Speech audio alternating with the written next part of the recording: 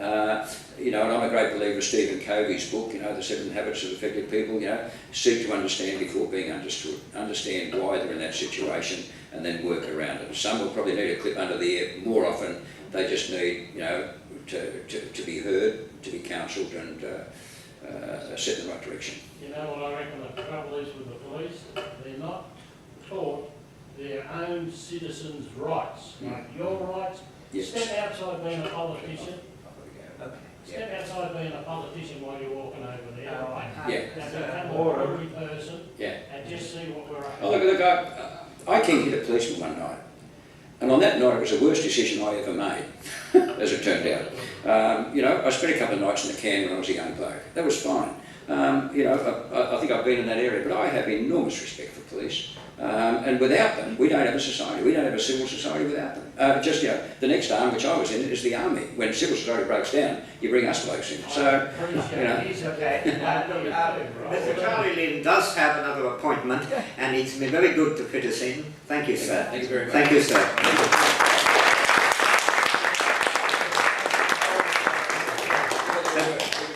Okay, now we've adapted slightly because our first speaker did have to leave quite early. Thank you. And therefore you'll have more time.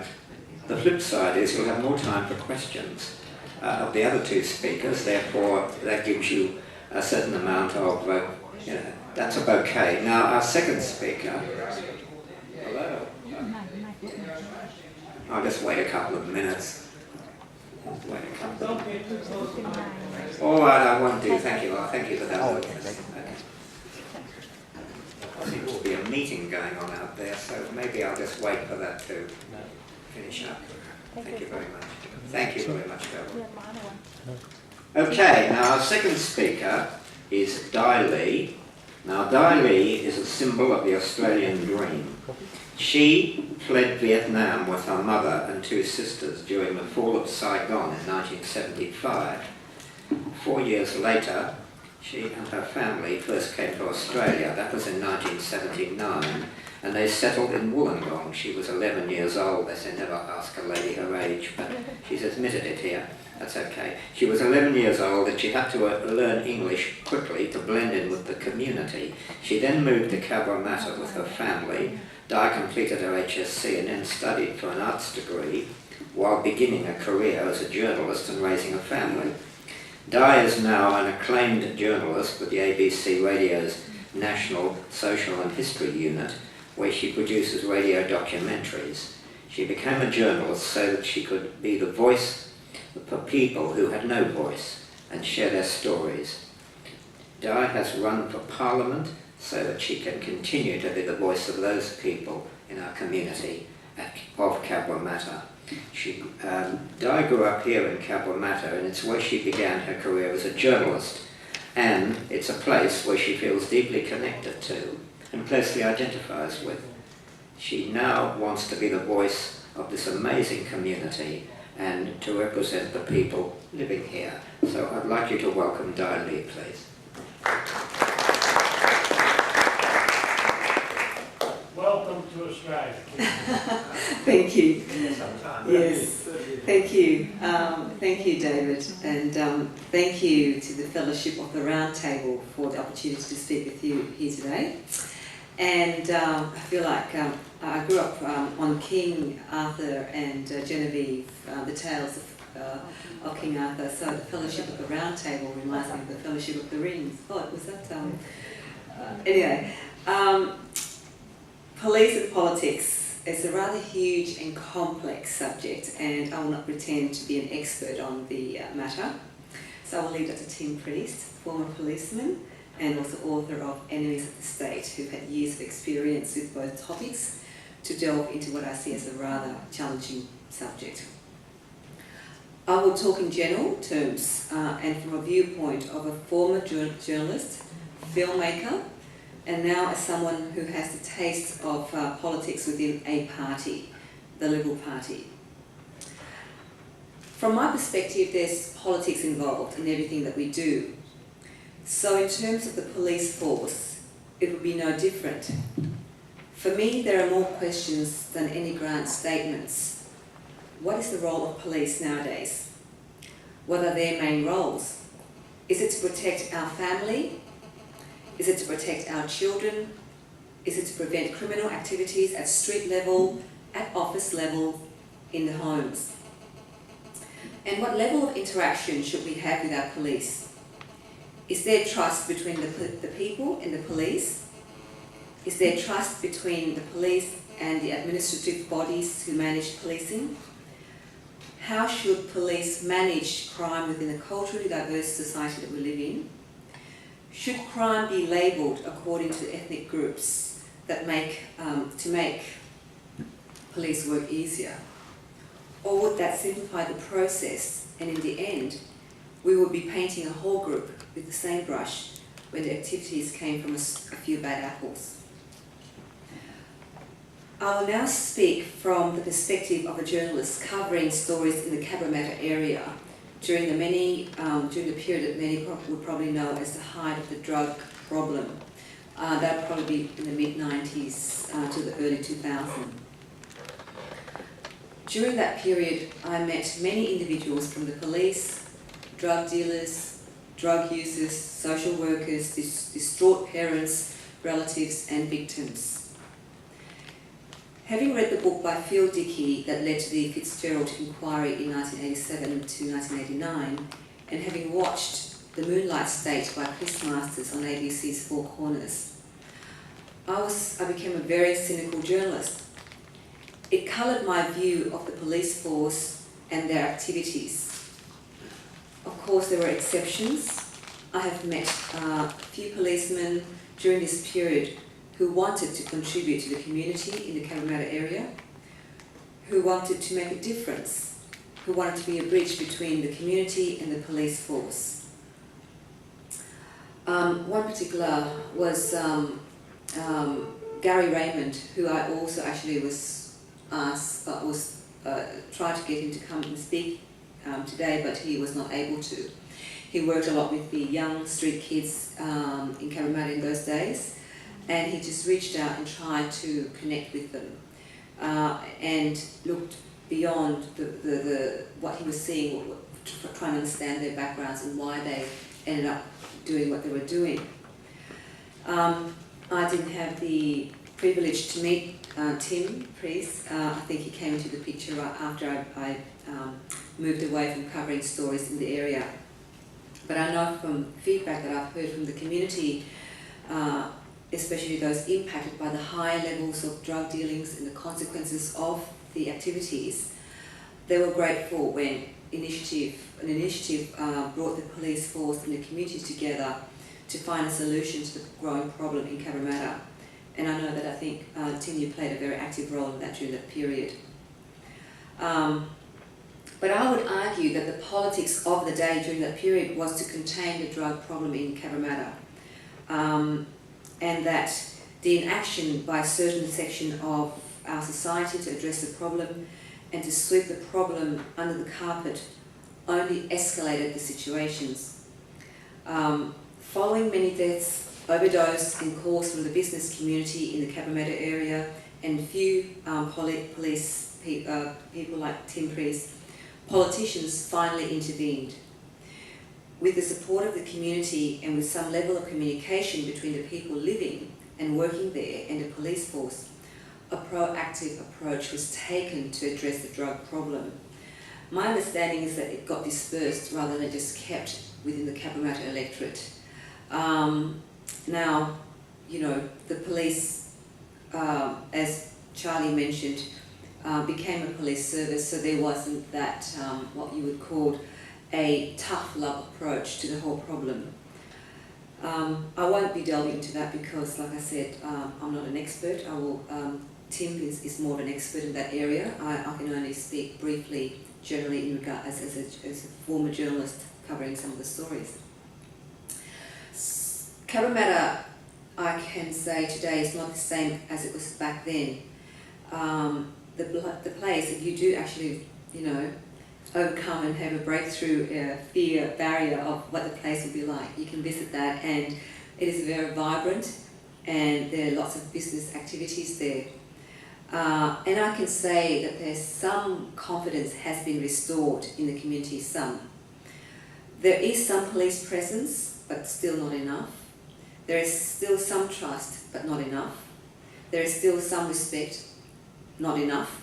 There is some security, not enough. I can continue. Like Charlie mentioned before, I think there is a lack of trust within our police service, and I think it doesn't do service to the good policemen who've made a lot of sacrifices and who's really committed to do their job well, that are left to do policing, which is to protect our society, to be the force to make sure that our children, our families, crime is prevented and they are protected. But how effective is our police force today? How well do they know the laws they're upholding? I think the police force, as Charlie mentioned, the commissioner can be sacked by the minister. So the police force really rely on the state parliament to create laws in order for them to uphold. I think another question for the community to be asking is how well do police officers know the laws they are interpreting? Are the police force being updated on new amendments to existing laws? And is the state government doing its best to offer workshops for police officers so they can continuously update their knowledge and skills? I think we all get rusty over time. So, like the police force, like everybody, we need to update enough skills and improve our knowledge as our society evolves and as different groups, different communities evolve. Community relies on good laws and order to live in a safe and harmonious society. And as Charlie said, the problem with our community is the level of apathy in trying to understand the basics of New South Wales criminal law and how they can participate in conjunction with the police force in minimising crime. Crime exists in all sectors of our community. It has no age or sex gender barrier and can affect every single person in our state. It is our responsibility as good law and abiding people to educate those around us and to work with our local police on local crime issues. We have to take responsibility to get into actions, as Charlie said. So I think that, according to the Fellowship of the Round Table, one of your main statements was that you exist to raise awareness, raise consciousness, and to work for creative social change, and your enemies are ignorance, apathy and fear. So I think this kind of forum really gives us the opportunity to discuss this kind of matters. And so I, thank you for asking me to contribute to this discussion, and I hand the podium back to David Duffy. Thank you very much. And thank you very much for giving a plug to the Dear Old Round Table. The Dear Old Round Table thanks you humbly, and so do I. I'd bow from the waist if I didn't have this thing in front of me. Now, with your permission, we'll do the usual thing now. We'll take questions after the remaining two speakers have both spoken. Now, the next speaker, therefore, will be Tim Priest. Now, Tim Priest is a highly respected former police officer with operational experience in the front line. Over 100 people from the police force, politics and the media turned out to the recent launch of his new book, Enemies of the State. Speaking at the launch was 2GB's Jason Morrison, who stood in at the last moment for Alan Jones, and Jason described Tim as a copper who worked outside of the limelight for most of his career. He only came to the fore when he felt that the truth needed to be told. Alan Jones, who was in hospital at the time, congratulated Tim Priest as a man of passion and integrity, while saying that the book shows Tim's courage and determination to pursue the truth. Also speaking was New South Wales Upper House MP Charlie Lynn. In a passionate speech, Charlie told the audience that Tim's book had been a long time coming and that the issues in it needed to be taken seriously by politicians of all persuasions. Tim Priest said that the time has come to restructure the police hierarchy and to give New South Wales a force we can have confidence in. He also said that there are good grounds for an inquiry into the deaths of 14 heroin addicts in 1966. They died around King's Cross from heroin at a time when a secret Wood Royal Commission undercover operation was taking place. Tim Priest believes that an inquiry is important as nobody has been held to account for their deaths. So you can see he's a frontline campaigner in the true sense of the word. I'd like you to welcome Tim Priest, please.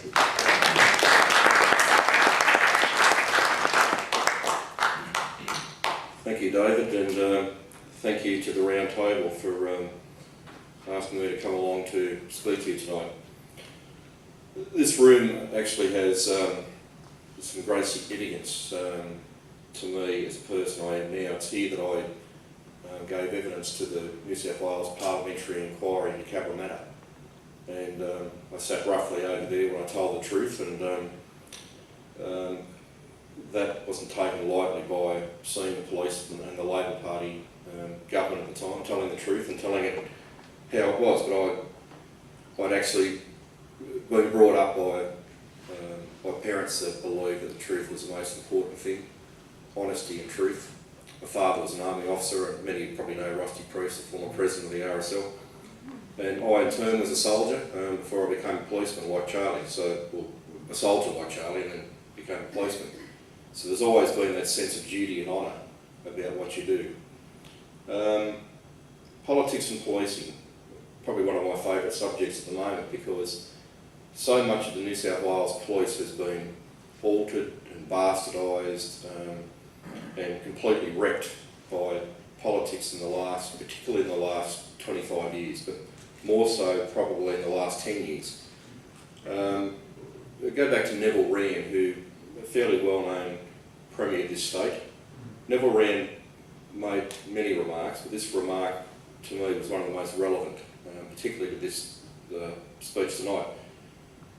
He was asked about how difficult it is to govern in New South Wales, and he made the remark that you cannot rule in New South Wales without the support of the police. That was back in about 1977. And what Neville was saying was that the police in themselves were a powerful political body. They actually enforced Parliament's policy, but in such a way at times that if they didn't agree with that policy, they'd overturn it themselves. There are political corpses littered in New South Wales over the decades of politicians and ministers that came unstuck through clashes with the police, whether it was ego or whether it was ideological.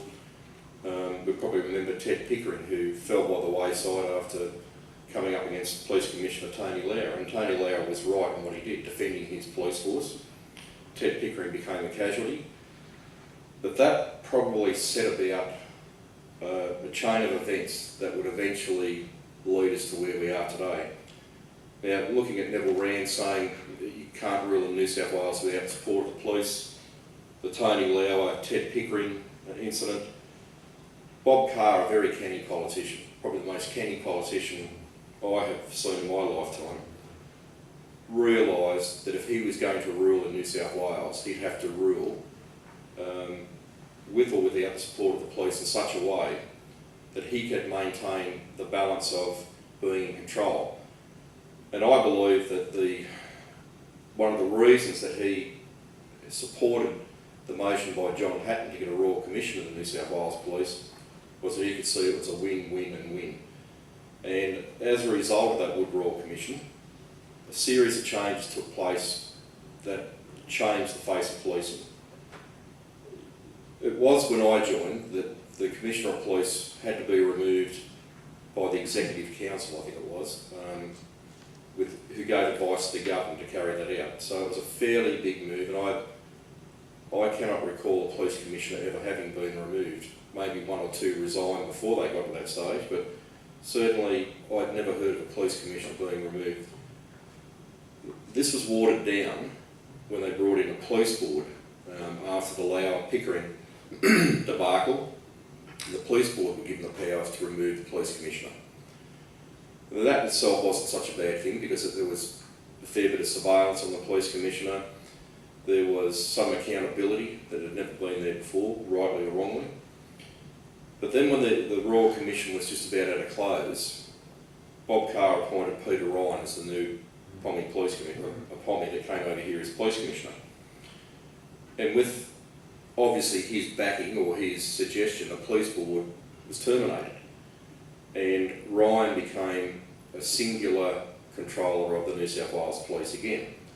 But there was a difference. He could be removed by the Minister of Police, the politician. So we went from having a commissioner that could only be removed by Executive Council, then by a police board, to one that could be removed by a politician.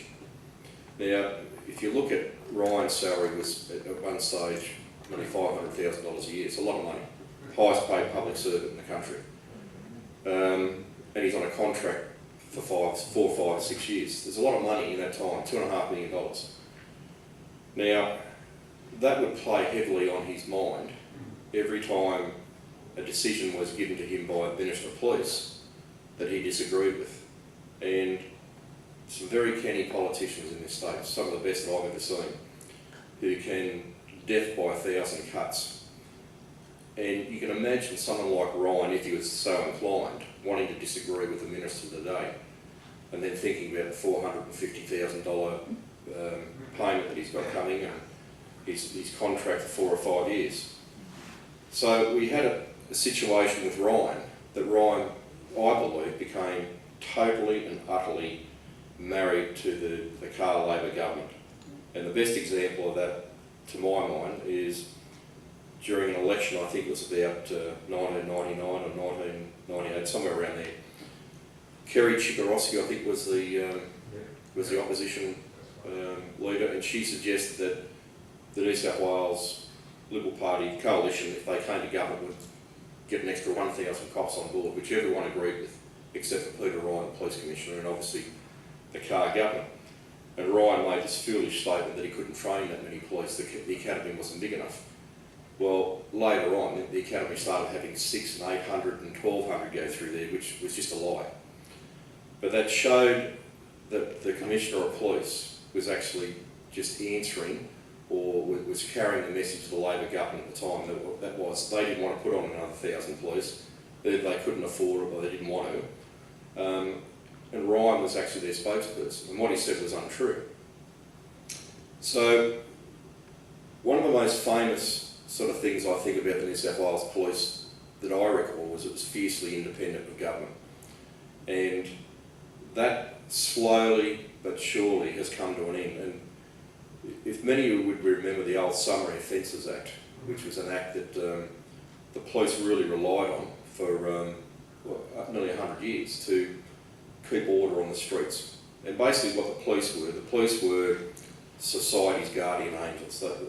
They ensured that you could walk down the street without having to be subjected to drunken hooligans wrestling and fighting and stabbing and shooting each other, swearing and urinating in the streets, misbehaving on trains, etc. In other words, whilst the police had the Summary Offences Act, they could act and act strongly, slightest indiscretion. And we often hear about the broken windows theory, and that is that you stop the bigger crimes getting bigger by jumping on the smaller crimes. In other words, you stop the progression up.